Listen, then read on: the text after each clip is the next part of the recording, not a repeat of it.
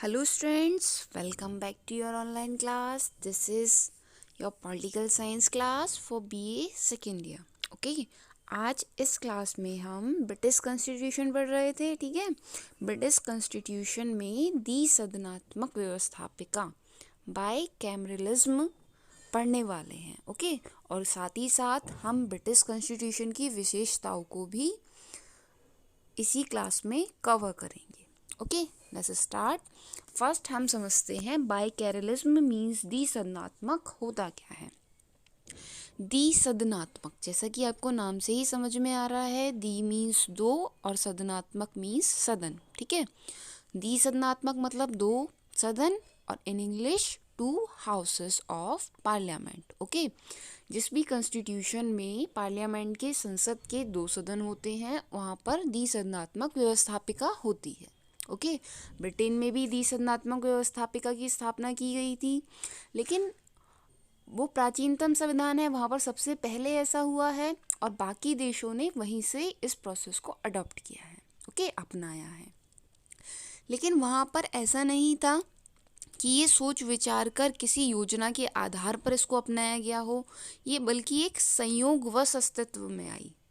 मतलब कि ऐसी कोई प्लानिंग नहीं की गई थी कि हम ब्रिटिश कॉन्स्टिट्यूशन द्विसदनात्मक व्यवस्थापिका को अपनाएगा, बल्कि ये संयोगवश अस्तित्व में आ गई. ठीक है, 13वीं सदी के अंतिम वर्षों में इंग्लैंड का राजकोष खाली हो गया था. राजकोष में जहाँ पर वो अपना धन संग्रह करते हैं, पैसा इकट्ठा करते हैं, वो क्या हो गया था, खाली हो गया था. ऐसी स्थिति में सन 1295 ईस्वी में ब्रिटेन के सम्राट एडवर्ड प्रथम ने भारी मात्रा में नए कर लगाने की आवश्यकता अनुभव की. उस समय जो ब्रिटेन के प्रेसिडेंट थे, सम्राट थे, उन्होंने क्या डिसाइड करा कि अब हमें भारी मात्रा में टैक्स लगाने चाहिए जिससे हम अपना राजकोष को फिर से भर सकें. ठीक है, और नए कर प्रस्तावों पर विचार करने के लिए 3 अलग अलग वर्गों के प्रतिनिधियों को बुलाया. 3 अलग अलग वर्ग, कौन कौन से अलग वर्ग थे वो, सामंत वर्ग के प्रतिनिधि, धर्माधिकारी वर्ग और थर्ड है आपका नगरों के प्रतिनिधि. तीनों को बुलाया. ब्रिटेन के संवैधानिक इतिहास में इसे ही मॉडल पार्लियामेंट कहते हैं. ठीक है, इन तीनों वर्ग को बुलाने को ही क्या बोलते हैं, मॉडल पार्लियामेंट. अब इन्होंने अपने अपने विचार प्रस्तुत करे कि किस टाइप से इन्हें टैक्स लगाना चाहिए.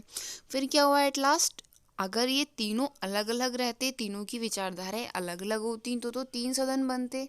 ठीक है, लेकिन ऐसा नहीं हुआ. 2 सदन आपस में मिल गए, उनकी विचारधाराएं सेम थी, कॉमन थिंकिंग थी. ठीक है, तो इसलिए ब्रिटिश गवर्नमेंट में 2 सदन बने. ठीक है, कौन कौन से 2 सदन बने, एक आपका उच्च सदन और एक निम्न सदन. ठीक है, जिसे हम अपर हाउस और लोअर हाउस कहते हैं. ठीक है, इंडिया में भी वहीं से अडॉप्ट किया गया है, जैसे हमारा लोकसभा और राज्यसभा.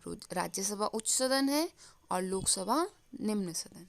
ठीक है, तो आपको समझ में आ गया होगा. इसी तरह से जो कॉमन सभा है आपकी मीन्स निम्न सदन, उसमें स्पीकर की पोस्ट होती है अध्यक्ष की. वो भी ऐसे ही संयोगवश बनी थी, कोई प्लानिंग नहीं थी पहले से कि ऐसा कुछ होगा. ठीक है, क्योंकि आपको पता है वहाँ का संविधान विकास में है, डेवलप्ड होता रहता है ना, क्योंकि लिखित में तो है नहीं वहाँ पर कुछ भी, तो वो सब डेवलप्ड होता रहता है. आई होप आपको इतनी बात क्लियर हो गई होगी. ठीक है, अब हमारी नेक्स्ट हेडिंग है ब्रिटिश संविधान की प्रमुख विशेषताएं या प्रमुख लक्षण.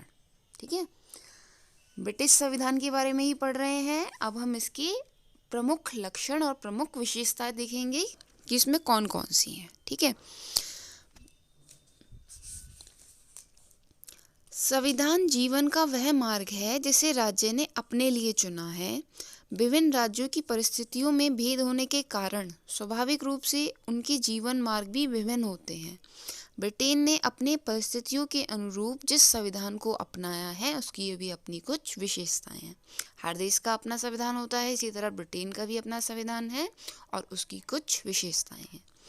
फर्स्ट वन इज विकसित संविधान, डेवलप्ड कॉन्स्टिट्यूशन.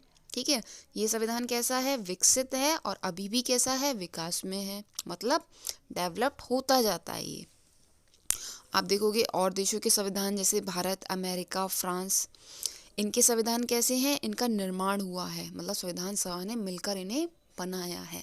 लेकिन जो ब्रिटिश कॉन्स्टिट्यूशन है उसका निर्माण नहीं हुआ है, ठीक है। वो क्या है, अभी भी चेंज होता रहता है। ओके, चेंज तो सभी होते हैं लेकिन वो बहुत जल्दी जल्दी चेंज हो जाता है क्योंकि वो लचीला भी है।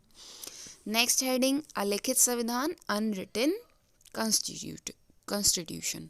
अलिखित मीन्स जो लिखा हुआ नहीं है। ब्रिटिश कॉन्स्टिट्यूशन एकमात्र ऐसा उदाहरण है, ठीक है, वन एंड ओनली एग्जाम्पल है जो अलिखित संविधान में आता है, जो लिखा हुआ नहीं है, ठीक है।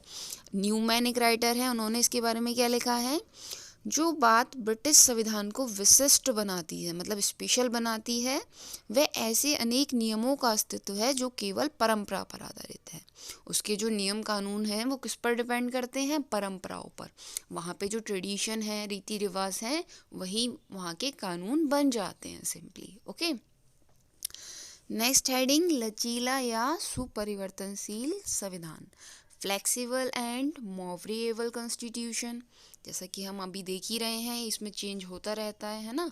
अलिखित है इसलिए इसमें जल्दी से चेंज किया जा सकता है, ठीक है, क्योंकि रिटन में अगर पूरी प्रोसेस होगी तो वो एक लंबा टाइम लगेगा उसको करने में।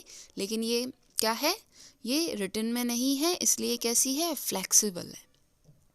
ओके, नेक्स्ट हेडिंग, सिद्धांत और व्यवहार में अंतर, difference between theory and practice.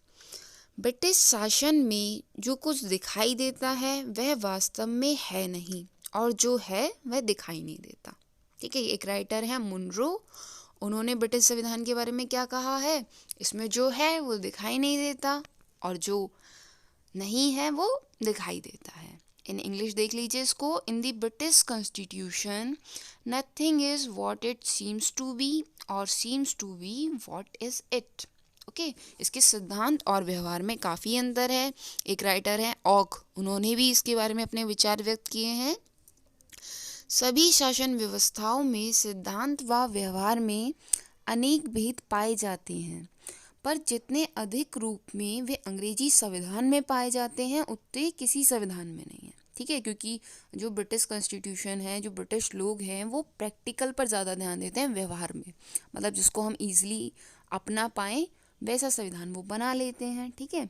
तो उनके सिद्धांत जो हैं, जो प्रिंसिपल्स हैं, सिद्धांत हैं, वो चेंज है प्रैक्टिकल लाइफ से काफ़ी कुछ, ठीक है। नेक्स्ट देखिए, लोकतांत्रिक गणराज्य, डेमोक्रेटिक रिपब्लिक। लोकतंत्र, लोकतंत्र का मीन्स क्या होता है, लोगों का शासन, जनता का शासन, ठीक है। जैसे हमारे इंडिया में है लोकतंत्र का शासन है, हम लोग अपना प्रतिनिधि खुद चुनते हैं वोट दे के, है ना। तो सेम प्रोसीजर कहाँ पर अपनाया जाता है, ब्रिटेन में, ठीक है। अब एक राइटर हैं बेजहॉट, वो इस बारे में क्या लिखते हैं, यदि संसद के दोनों सदन उसके मृत्यु आदेश को पारित कर उसे पास प्रेषित करें तो उस पर भी उसे हस्ताक्षर करना ही पड़ेगा। अब ये स्टेटमेंट उन्होंने किसके बारे में कहा है, ब्रिटेन के सम्राट के बारे में, ठीक है, जो प्रेसिडेंट है। आपको पता है, आपने इंडिया का कॉन्स्टिट्यूशन पढ़ा है तो आपको ये पता है कि जो हमारे यहाँ के प्रेसिडेंट हैं वो इतने पावरफुल नहीं हैं, ठीक है, उनके पास शक्तियाँ कम हैं, पार्लियामेंट के पास ज़्यादा शक्तियाँ हैं संसद के पास, ठीक है। तो इसलिए उन्होंने कहा है कि अगर वो उनकी मृत्यु पर भी कोई कानून बना दें तो वो उनको एक्सेप्ट करना होगा, ठीक है। वो एक क्या है, कठपुतली के समान है, जो ऑर्डर पार्लियामेंट दे देती है उसे उन्हें फॉलो करना होता है। ओके, नेक्स्ट देखिए, संस्थात्मक प्रजातंत्र, पार्लियामेंट्री डेमोक्रेसी। पार्लियामेंट्री डेमोक्रेसी क्या होती है, सारी शक्ति जो है वो संसद के पास होती है, और संसद को कैसे अपॉइंट किया जाएगा, हम वोट देकर करेंगे, ठीक है। ब्रिटिश सम्राट कार्यपालिका का नाम मात्र का प्रधान होता है, जैसा कि भी मैंने ऊपर भी बताया, जो ब्रिटेन का प्रेसिडेंट है वो कैसा है, नाम मात्र का है, और जो प्रधानमंत्री होता है, प्राइम मिनिस्टर, एक्चुअल पावर उसी के पास होती है, ठीक है। इसे ही हम संसदात्मक प्रजातंत्र कहते हैं। और अध्यक्षात्मक क्या होता है, वो इसका अपोजिट होता है, जहाँ पे प्रेसिडेंट के पास सारी पावर होती है। ओके, नेक्स्ट देखिए, संसद की सर्वोच्चता। संसद मतलब पार्लियामेंट के पास सारी पावर होती है, क्यों, क्योंकि वहाँ पर संस्थात्मक प्रणाली अपनाई गई है, मतलब संसद, और संसद का जो आप देखेंगे 2 हाउसेस हैं, upper house and lower house. तो लोअर हाउस को हम लोग जो उसका अध्यक्ष होता है लोअर हाउस में जो बहुमत दल का नेता होता है, जिसको ज़्यादा वोट मिलते हैं, वही हमारा प्रधानमंत्री बनता है ना। तो वही सारे रूल्स बनाते हैं एक तरीके से, और प्रेसिडेंट को सिग्नेचर करने होते हैं। इसी बारे में डी लॉम्ब एक राइटर है, उन्होंने क्या कहा है, संसद स्त्री को पुरुष और पुरुष को स्त्री बनाने के अतिरिक्त अन्य सब कुछ कर सकती है। मीन्स संसद के पास इतनी पावर है कि वो कुछ भी कर सकती है, किसी भी तरह के कानून बना सकती है, सिर्फ ऐसा नहीं कर सकती कि वो स्त्री को पुरुष और पुरुष को स्त्री बना दे। ओके, नेक्स्ट हेडिंग एकात्मक शासन। एकात्मक means unitary rule. Unitary rule क्या होता है, सारा जो पावर है वो एक ही इंसान के पास है। ठीक है, ब्रिटेन में भी ऐसा है, सारी पावर किसके पास है, संसद के पास है। ठीक है, इसलिए वहाँ पर क्या अपनाया गया है, एकात्मक शासन अपनाया गया है। सारी पावर जो है, शक्ति है, वो किसके पास होती है, केंद्र में निहित होती है। केंद्र मतलब सेंटर में, जो हमारी सेंट्रल गवर्नमेंट होती है। नेक्स्ट, विधि का शासन। विधि का शासन मतलब रूल ऑफ लॉ, मतलब सारी जो आप इम्पोर्टेंस देंगे वो किसको देंगे, कानूनों को देंगे। विधि मीन्स क्या होता है, कानून।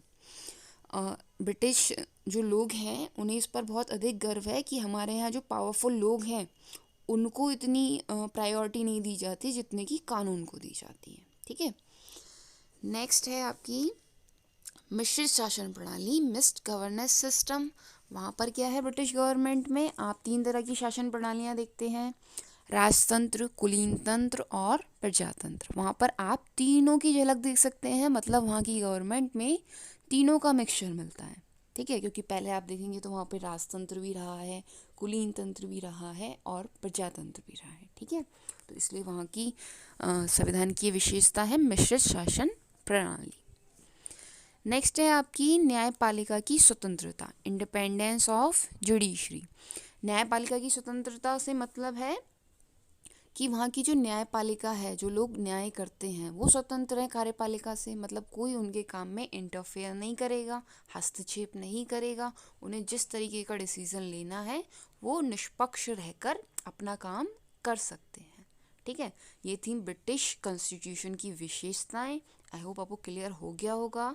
इन्हें एक बार आप घर पे रिवाइज करिए अच्छे से। ठीक है, और इससे आगे का हम नेक्स्ट क्लास में कवर करेंगे। Thank you for watching this class.